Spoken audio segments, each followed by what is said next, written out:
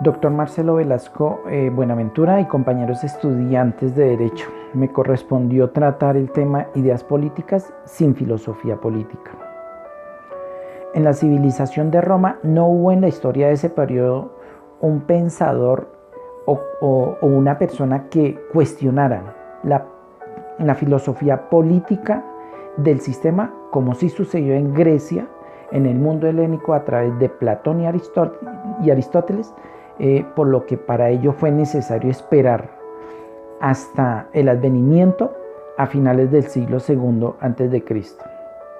Fue así como Panecio de Rodas y Polibio, ambos filósofos griegos, para que ellos contaran con una primera visión integral de las instituciones, la historia de Roma, y esperar a Cicerón en las postrimerías de la República, en la religión católica, que eran las 4 últimas etapas de las que ha de pasar el ser humano, y se dice sobre la muerte, el juicio, el infierno, la gloria, para que por primera vez en Roma, aunque profundamente imbuida de la filosofía griega, se elaborara una exposición sistemática de las propias instituciones republicanas. Los romanos tuvieron una agudeza para encarar los asuntos públicos que superó a la de los mismos griegos, debido precisamente a su inexperiencia en campos específicos en la práctica política que debieron afrontar y resolver los griegos, y era la ausencia de dos estímulos que dieron origen a la reflexión griega.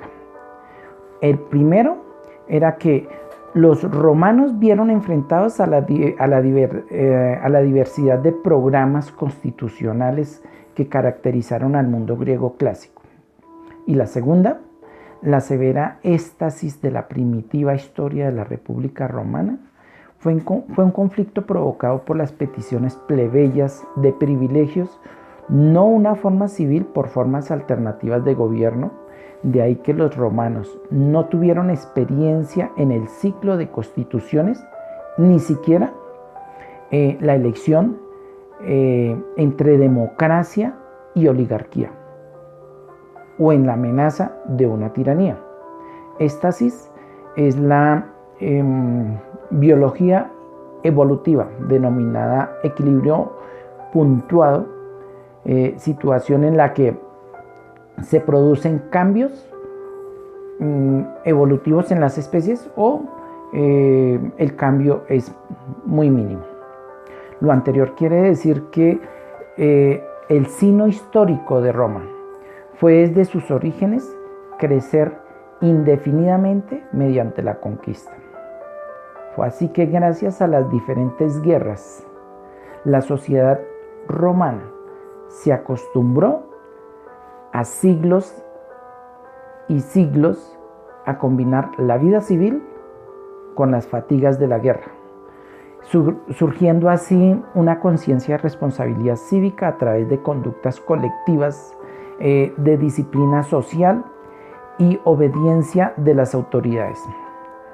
Fue así como se produjeron convicciones fuertes por la tradición, la educación y un ambiente que eran vigilados por la sociedad y el Estado, lo que inducía al espíritu del ciudadano romano de manera tal que no fue necesario nunca verbalizar demasiado sobre ello. Las ideas políticas entonces de esa civilización reposan en una serie de acontecimientos que caracterizaron a los romanos en materia política.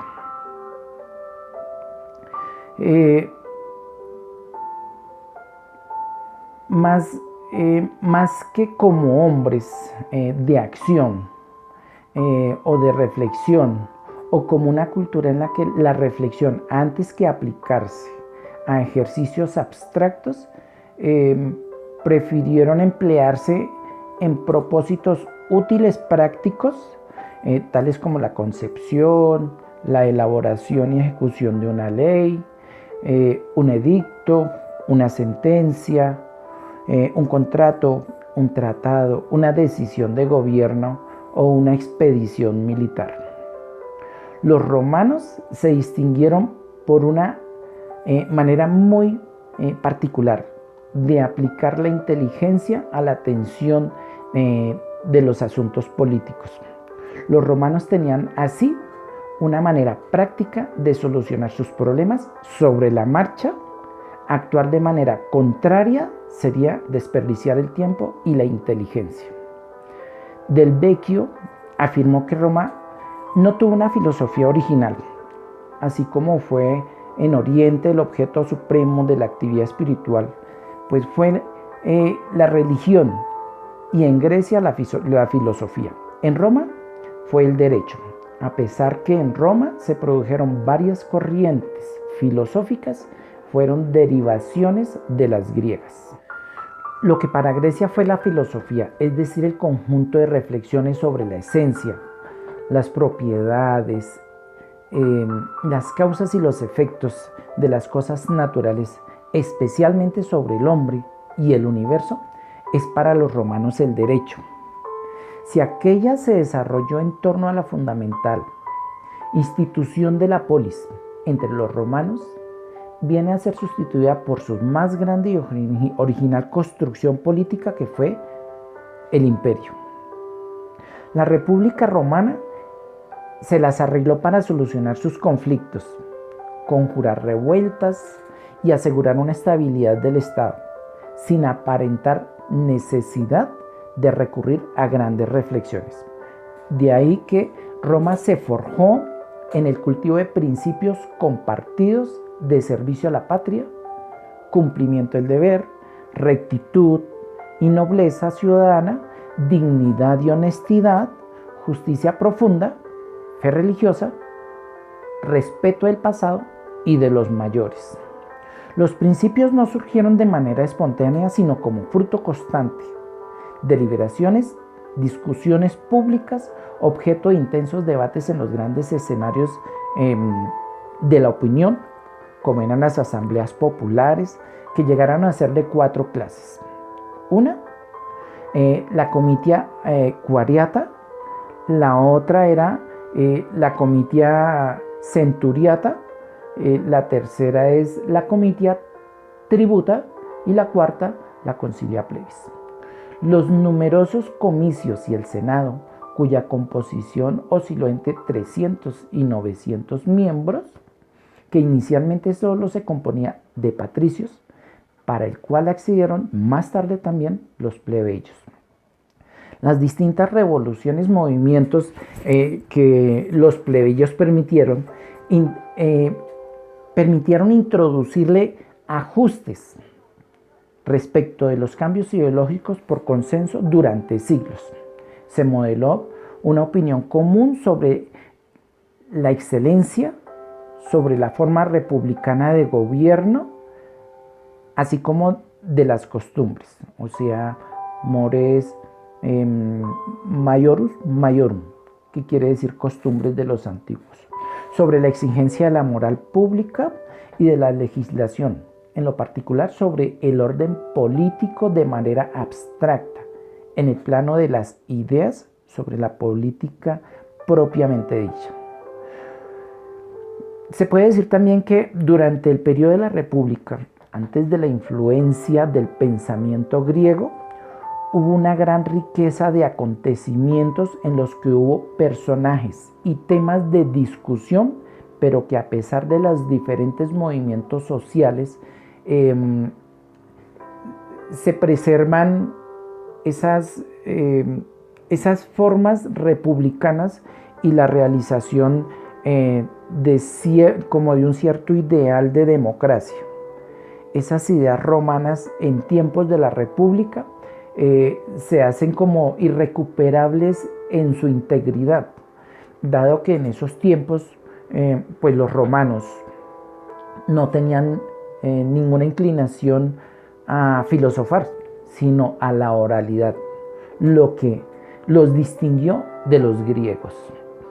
La oralidad que implica superación en la época literaria latina. Llega cuando la república y con ella la práctica de la política estaban a punto de desaparecer. Es cuando coincide no con el auge de las ideas políticas, sino con el orden de esas doctrinas de orientación moralista, espiritual y religiosa que derivarían hacia la literatura teológica con la llegada del cristianismo. Es ahí cuando el imperio teocrático estaba necesitado no de filosofía política, sino de teología. Eran dos cosas totalmente distintas. La derivación de las formas republicanas debido a esa especulación política, condujeron a esa inexistencia de actividades prácticas políticas a las que se pudiera referir la teoría. Dado lo anterior, pues se deduce que es la invitación que hacía el régimen al público para que lo recoja en la vida privada y luego deposite sus inquietudes políticas y se los deje en manos del Estado. Desde el momento en que el imperio hace prevalecer el principio, lo que para el